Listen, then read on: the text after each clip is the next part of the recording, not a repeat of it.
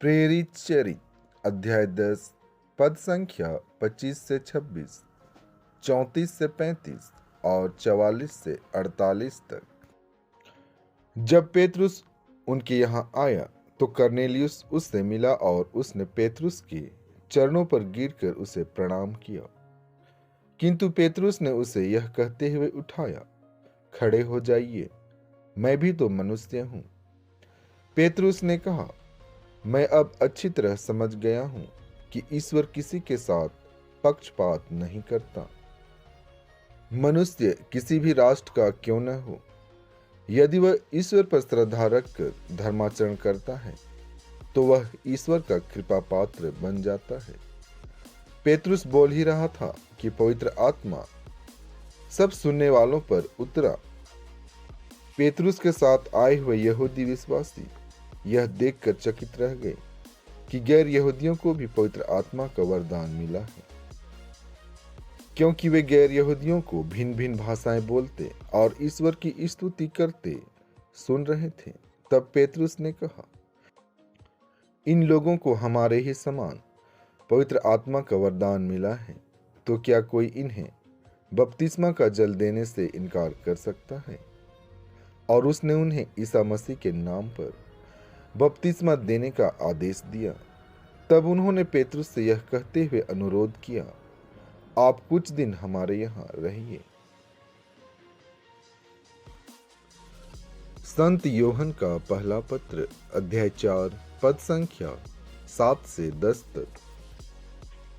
प्रिय भाइयों, हम एक दूसरे को प्यार करें, क्योंकि प्रेम ईश्वर से उत्पन्न होता है।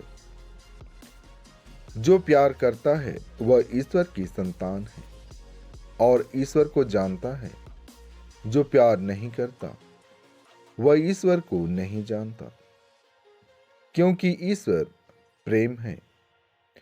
ईश्वर हमको प्यार करता है, यह इससे प्रकट हुआ है कि ईश्वर ने अपने एकलौते पुत्र को संसार में भेजा, जिससे हम उसके द्वारा जीवन प्राप्त करें। ईश्वर के प्रेम की पहचान इसमें है कि पहले हमने ईश्वर को नहीं, बल्कि ईश्वर ने हमको प्यार किया और हमारे पापों के प्रायश्चित के लिए अपने पुत्र को भेजा। संत योहन पवित्र सुसमाचार अध्याय 15 पद संख्या 9 से 17 तक।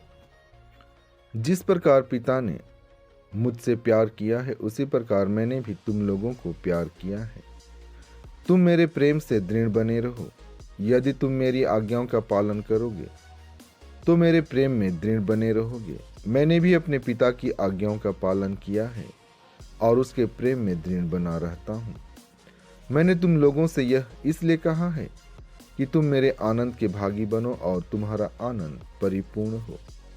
मेरी आज्ञा यह है, जिस प्रकार मैंने तुम लोगों को प्यार किया है, उसी प्रकार तुम भी एक दूसरे को प्यार करो।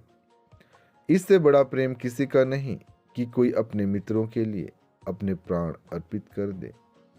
यदि तुम लोग मेरी आज्ञाओं का पालन करते हो तो तुम मेरे मित्र हो। अब से मैं तुम्हें सेवक नहीं कहूँगा। सेवक नहीं जानता कि उसका स्वामी क्या करने वाला है। मैंने तुम्हें मित्र कहा है, क्योंकि मैंने अपने पिता से जो कुछ सुना वह सब तुम्हें बता दिया है।